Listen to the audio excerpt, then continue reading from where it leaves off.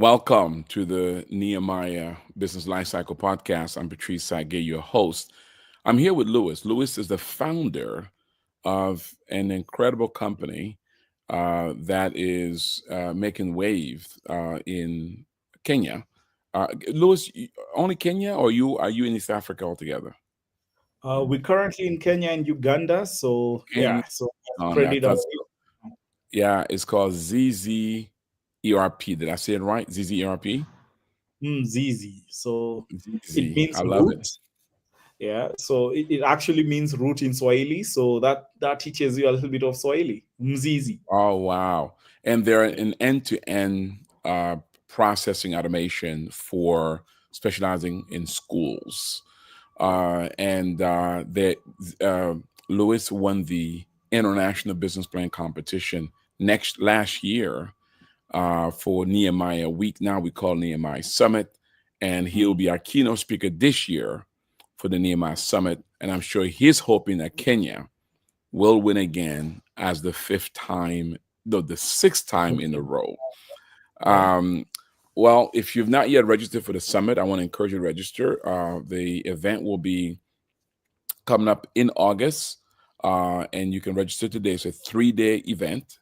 We begin with a Kingdom Business Tour on day one, a conference on day two, and a international business plan competition on day three. So August 20th, 21st, and 22nd. You can register for all three events or just one of them. By the way, if you're a diamond and gold member of the Nehemiah E community, it is free for you. You can register right now at no cost to you. Well, Louis, first, welcome to the podcast and congratulations again. Thanks, Patrice. Thanks, Patrice. So, let me take you back a little bit. How did it feel when you discovered you were the champion for the 2024 International Business Plan Competition? Oh, it was quite overwhelming. There was a lot of joy. I remember on that day, I was actually next. My wife was with me that very evening, and so she couldn't hold it as well. So we really were excited. It took a lot of working. So yeah, so I don't I could if I recall it, I still relive it every day because it was one of the most incredible wins, that accomplishments that I've actually had in my life as well as in my business and in my family as well. Yeah. Wow. And what impact has that had in your business in the last year? Oh man, I think clarity of focus and purpose. Knowing the why we exist and the what we want to aspire to leave behind, uh, this beautiful world. That in itself has been very. It has been very. It created a lot of intentionality in our every measures and everyday activity. Beyond that, even from the team standpoint, it created a lot of teamwork and collaborativeness within the team in once realizing the why we exist in the what we are doing. So I could say, for anyone trying to first understand themselves and then secondly trying to understand the why they do the business they're doing, it is a very practical it's a very practical process, having gone through it all the way to the competitions as well. Oh, I love it. I love it. And I'm sure the cash prize did not hurt. Did you invest in the company, or did you and your family kind of roll yourself? How did you use that cash prize?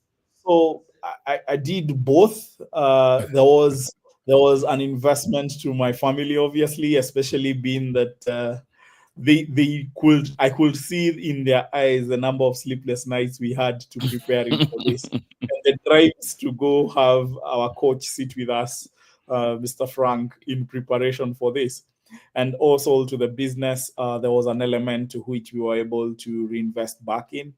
But yeah, it was actually something. It's one of those moments where you have to spend wisely, Yeah, with regards to the fact that it doesn't just come easy. There was a lot of efforts to it. So yeah. yeah. And that cash prize helps, doesn't it? I mean, it's one thing to win a competition, but having a little financial reward with it, for entrepreneurs like yourself, is Yeah. that a plus? Should our board keep having a cash prize? Oh yeah, it is. It's a tap at the back. Uh, it, okay. Number one, always getting recognized for the quality work you're doing always feels rewarding. And I've also seen this with my team as well. The moment you shift this conversation and even have something at the bottom line, something they can actually take back home, it keeps them motivated to the next one. So for me, I would say yes, most definitely. It keeps me looking out for the next one. So Patrice, if only I had a chance, I'll have represented again. I love it. Who knows? We may one day have a champion of A champions competition. champions, that will be something, yeah. The problem is that we all be Kenyans right now. Oh, For the last no, 5 then years. we'll host it here, but have the I love glory, it. yeah. I love it. I love it. Um, and do you think Kenya this year have a good shot at it? Oh yeah, in the last few competitions that happened regionally and also in Kenya, the cohorts were really prepped out. I do think here there is a lot of desire to actually come out strong, and it's seen in everything. Look at our Olympics. Yeah, we literally thrive in running longer for longer hours. It tells you the dedication of time. So, and Yeah. the resilience Yeah. that we put into every effort. So I do think there is a high chance of this, uh, and I do wish our teams the very best. But it's gonna be a tough one, though. Yeah. Yeah. Yeah. What I like about Kenyans is that you're competitive, but quietly. You're not braggadocious like we Americans. Mm. You come from behind. It's like you don't see you coming because you Yeah. don't brag. You just do. Is that cultural? Is that part of the culture? Hello, can you hear Oh me, yeah. So Lewis? Did I lose you, Lewis? Well, while we're waiting on Lewis, we're talking with Lewis. I put Go ahead, sorry, Lewis. sorry. I was saying it's actually cultural in the reference to the how we are all brought up. We are quite Mhm. humble, even in our tones, even in our speak. You'll feel you actually hear us with a lot of humility, trying to converse and bring out our points across. And it speaks all the way to the efforts we put in our every responsibilities. You find that a lot of us, you will really want what you do to speak for itself. So rather than Mm. having to have people, rather than having to want to be rubber stamped in everything, you want your steps and your miles to actually speak on your behalf. In Swahili, there's a saying that goes, chama chajiuza. So the good sells itself. I love it. I love it. We're talking with Lewis. Lewis is the CEO and founder of Zizi. They are all encompasses processing company. They call it end to end in Kenya, specializing in schools. And so they work with schools across Kenya. Let's now learn. He will be a speaker for us at the Nehemiah Summit, Global Summit. He was the winner for the 2024 International Business Plan Competition. He's come back as a keynote. And if you've not yet signed up for the summit, I want to remind you to sign up right now. Go to Nehemiah eCommunity, the events page, and then go to events, and then sign up. It's August 21st, 20th, 21st, and 22nd. It'll begin on 20th with the um, Kingdom Business Tour, 21st with the conference, and then 22nd with the International Business Plan Competition, where Lewis will be the keynote, and competing on that day will be Kenya, Cameroon, and the U.S. The question this year is who will be the winner for the 2025 International Business Plan Competition, and we know that Lewis is rooting for Kenya. Lewis, let's talk about your company a bit. ZZ, talks about the company. What is it? What does it do? And what makes it unique? Okay, so thank you. Patrice. So at Mzizi, what we focus on primarily is we are driven to ensure that schools are actually having simplified processes in their financial engagement and management structures. And basically, this speaks to the ecosystem to which we are in, especially the African market. If you look back from the African market all the way from dating back to the years to which a lot of us were in school, there was a lot of challenges with regards to financial management, especially from a point of who paid, who did not pay.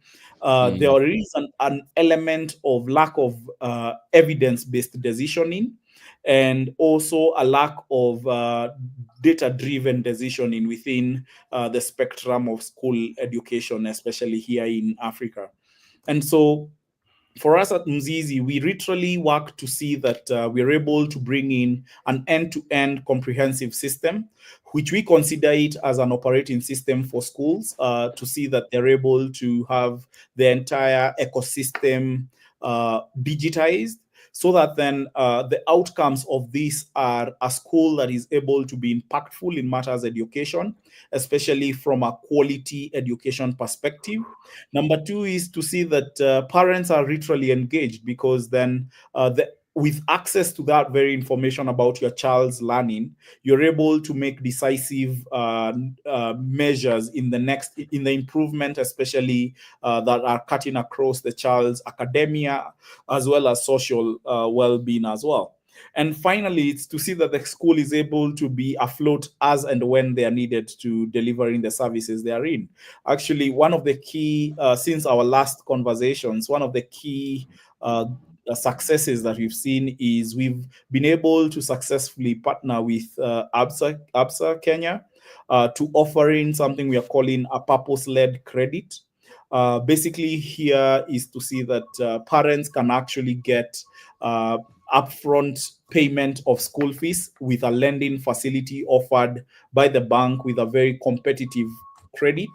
And that way, no student will actually have to suffer the consequences of no cash flow hindrances affecting at home.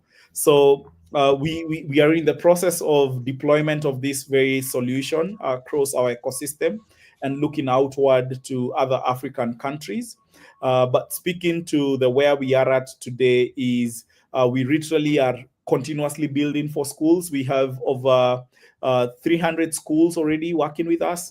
We have over 98,000 students already administered and managed within our ecosystem.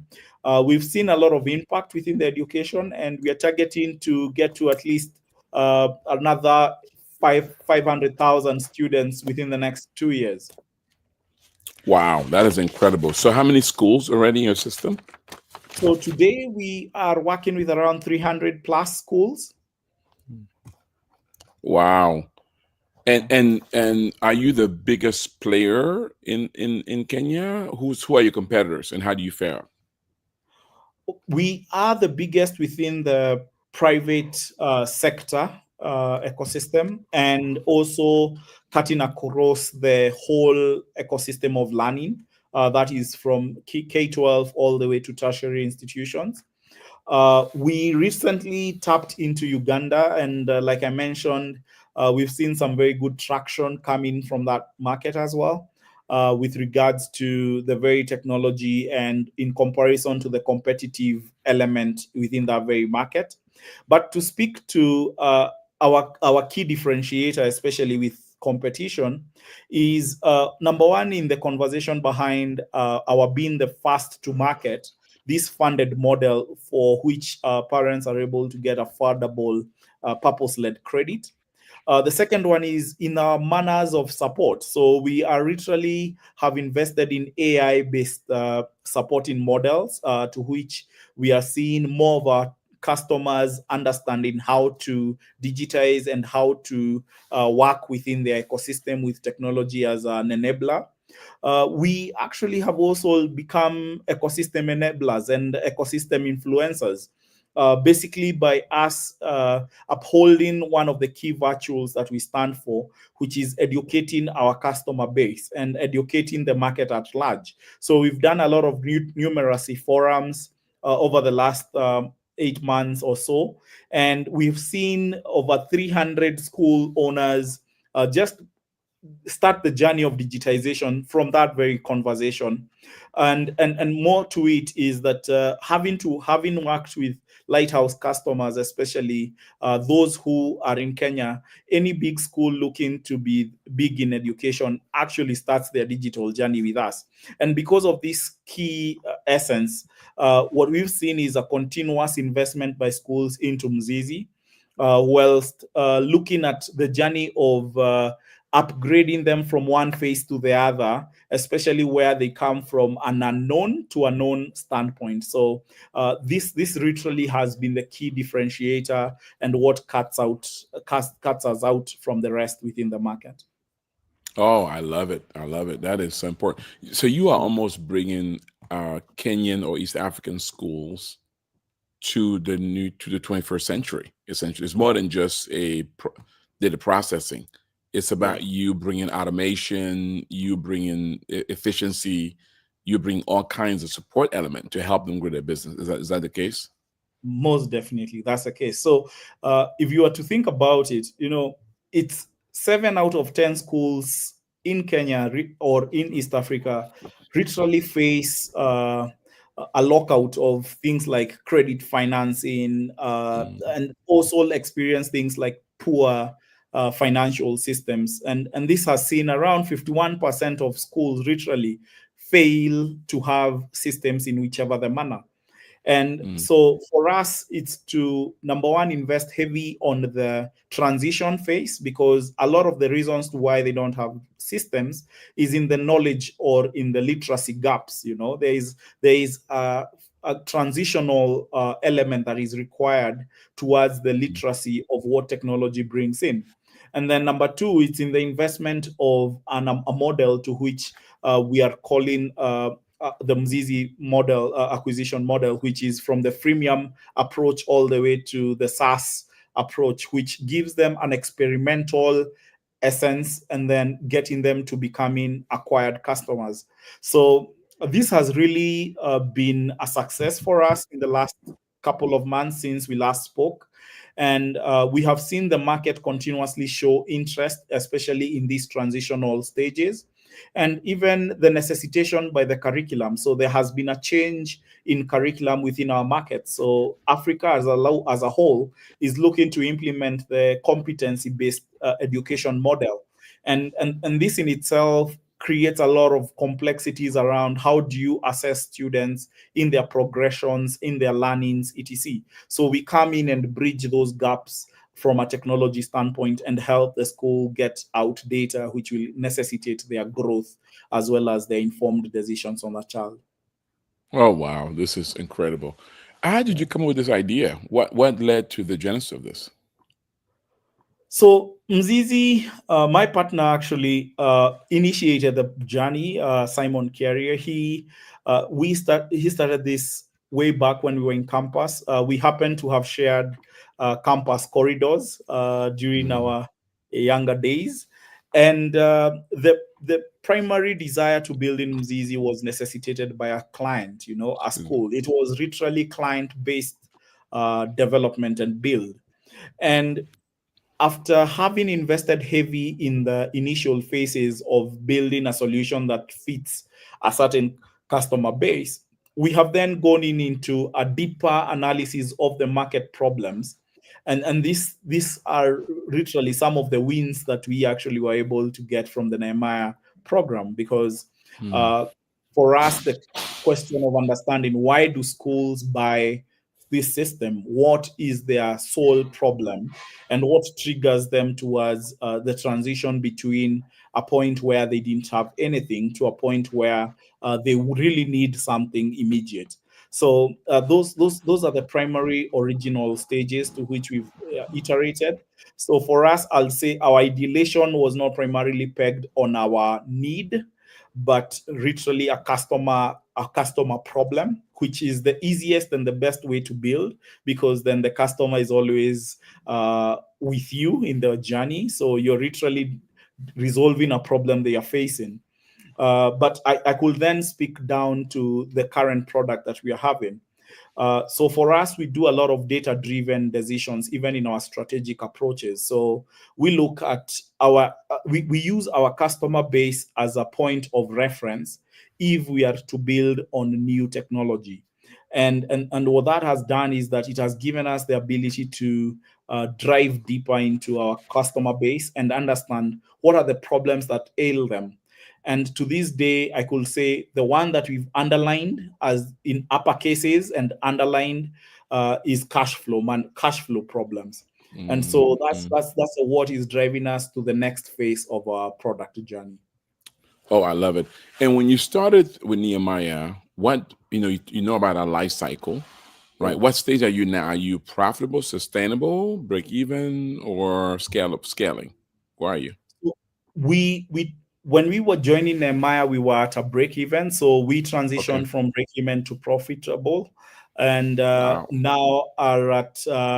We actually were able to build sustainable models to which a lot of those have been funded in the interim funds that we got from grants that we acquired last year, but are now in a raising conversation to help us now transition into a scale conversation, because the gap is quite wide, and so we really are driven to see how we can solve for Africa.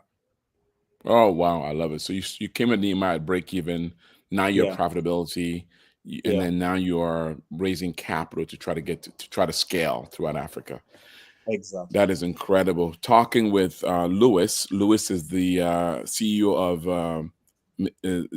Zizi, uh, Yeah, Mzizi, yeah, which is an all-in-one data processing system for schools, specializing in East Africa. They're in Kenya and they're also in Uganda. He was the winner for the 2024 International Business Plan Competition.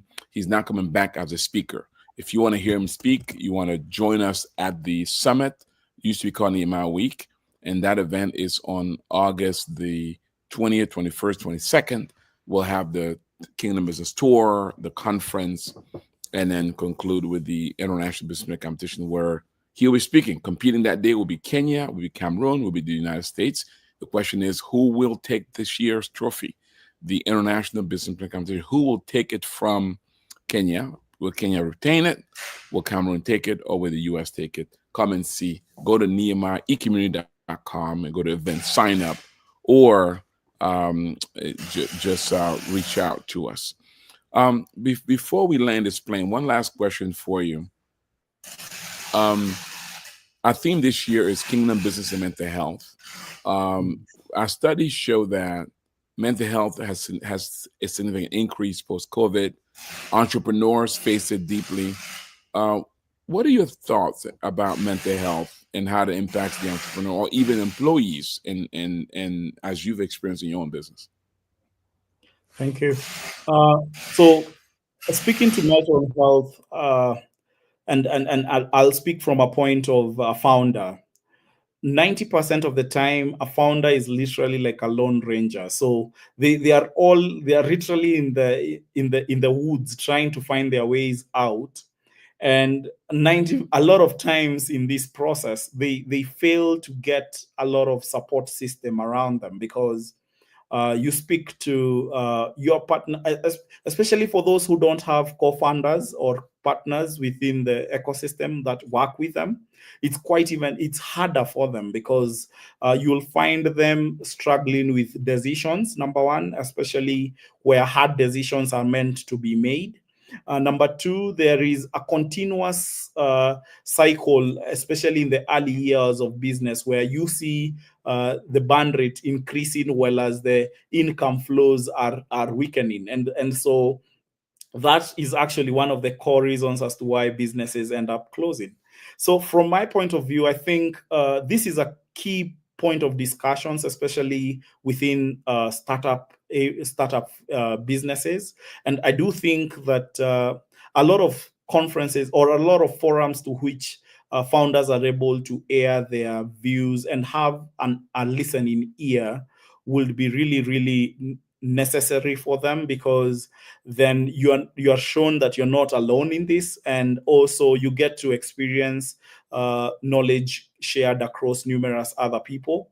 And when you look at the journey of growth, especially from a generational standpoint, when you look at building a business that is generational, you really need a strong supportive system, because that will be the what differentiates you from those that then crash and burn. So I think for me, this is a wanting topic. I really wouldn't want to. I've invested myself in areas and forums to which I get to share with a lot of other founders, where maybe you might not be understandable at home because of the problems you're facing. You can't express them in words, you know. At least with founders, they tell you this is how they maneuvered. Yeah. So it's the easiest way to handle it, well as trying to converse as many a time as you can towards unlocking the very possibilities of solutions. Oh, you bring a very good point. The importance of community. Wow, this is listen. Don't want to miss the Nehemiah Summit this year, because Lewis will bring in his keynote as he prepares to pass of the trophy to the next person. And Zizi, before you leave, I do have one last thing for you. I want you to give a word of advice to our people. Before you do, though, let me encourage folks. If you want to know more about Mzizi, Lewis's company, maybe you are a school in Kenya, in Africa. You say, hey, I would like to know more about it. Where did I go, Mzizi? How did I connect with you? Thanks. So we are reachable online across all channels. Mzizi, which is spelled mzizi.co.ke, is our Kenyan domain, but it's mzizi.africa, which is our African domain. I am reachable on email as well, which is louis@mzizi.co.ke. Anyone wanting to have a conversation, I think for me the first step of digitization is in the conversations, yeah, and looking at the possibilities to unlock the quagmire that a school is in only starts from a simple conversation. So we will be open to any conversations, well as also we will be open to seeing that we can provide you with automation services. Our journeys of onboarding are usually very simple, and I could most definitely guarantee that you will be joining a pool of satisfied customers. Thank you. Oh, that's a good. I love it. So go to mzz.co.ke to learn more. If you're saying, hey, I would like to take the same journey that Lewis took with Nehemiah, whatever business stage you are in, and you want to get help, whether you are a discovery, thinking about the business, startup, trying to grow, break even, trying to be profitable, profitability, trying to scale, trying to be sustainability, trying to scale, scalability, trying to exit, whatever stage you are in, we want to help you. So visit us at nehemiah.com. There you can learn about our training program, whether it's biblical entrepreneurship, serve with love, identity, and destiny. You can learn about our coaching program, whether it's one-on-one or group coaching. You can learn about our access to capital program if you need to capital and growing your business. You can also learn about how to become a member of the community. As Lewis shared, one of the ways to overcome mental health is to get in community. We have over 5,000 entrepreneurs from Asia, Africa, Latin America, who collaborate together in community with Nehemiah. Some share the same industry as you. Some may share your same concerns. So connect with us, become a member, and begin your journey today. Most importantly, I want to see you at the summit. Register today. Come check out Lewis, August the 20th through the 22nd. Kingdom Business Tour is the 20th. The conference is 21st. And then 22nd is the International Business Plan Competition, where Lewis will be sharing his keynote address.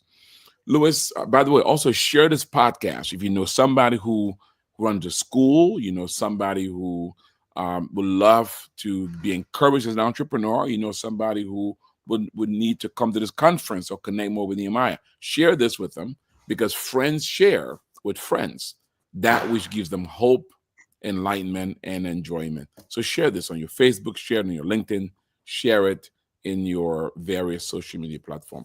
Louis, last question for you. So somebody is watching and listening. They are in the continent of Africa, and they're just saying, wow, how did this guy do it? You know, we are here, we're struggling, having a hard time raising capital, hard time getting started. He's not in America, he's not in Europe, he's in Kenya, and he's building a thriving business. What advice would you give them? Speak to anyone actually who's in a circumstance where they believe that their geographic location, they may be in the ghetto of the United States of America, or they may be wherever, and they feel their positioning, geolocation, gives them a strategic disadvantage. They don't know if they can get started, or they're struggling right now. They don't know if they can grow, whatever, because of whatever's going around them. You've been able to make it in a country that is corrupt, in a country that faces challenges, in a country that many have not been able to. So what advice would you give them? Okay, I'll want to speak to two things. One is the ethics of a business begin with the founder. Whichever the business, the ethics of that business primarily will be bottled up with the ethics of the founder. And this speaks to the question around within an ecosystem to which people are cutting corners, how do you stand out within that very ecosystem and still serve them with love or serve the customer diligently? Number two is in the question of starting the journey. You know, a lot of founders or a lot of businesses stay within the ideation phase. So you literally have businesses just ideating and they never get to try and at least fail. So I really advise that in whichever the form and whichever the idea and whichever the business nature you are in, you should at least start it out, try, and fail well. Failing wise in the sense that you're able to fail fast and fail cheap. So keep trying, keep evolving, keep innovating, keep ideating, but at the end of the day, start your journey to build. Yeah. Oh, I love it. I love it. So you talked about keep trying, fell forward, the key to the success. But the first one had to do with what was your first Ethics. thing? The Ethics. Oh my gosh, those are two. So mix ethics with action. That's what you're saying. Yeah. And don't be afraid to fail. Well, Louis, thank you so much. I'm looking forward to hearing your speech. By the way, what should I expect? What should I expect from your speech? As usual, it's well prepped out. So see you then. I love it. See you there. Let me hear your speech. Thank you, man. We are so proud of you. Thank you for holding the trophy this year. And may the Lord continue to bless your business. You're an amazing interviewee. We appreciate it. God bless you. Guys, again, visit him on his website. See you at Nehemiah Summit. God bless you. Thanks for watching. Oh, let me pray for you real quick. May the Lord bless you guys. May the Lord enable you to steward those talents that are under your care and steward them in such a way that one day you will hear those wonderful words. Well done, good and faithful servant. You've been faithful over a few things. Guess what? He'll not make you rule over much. God bless you. Thanks for watching and listening. Thank you.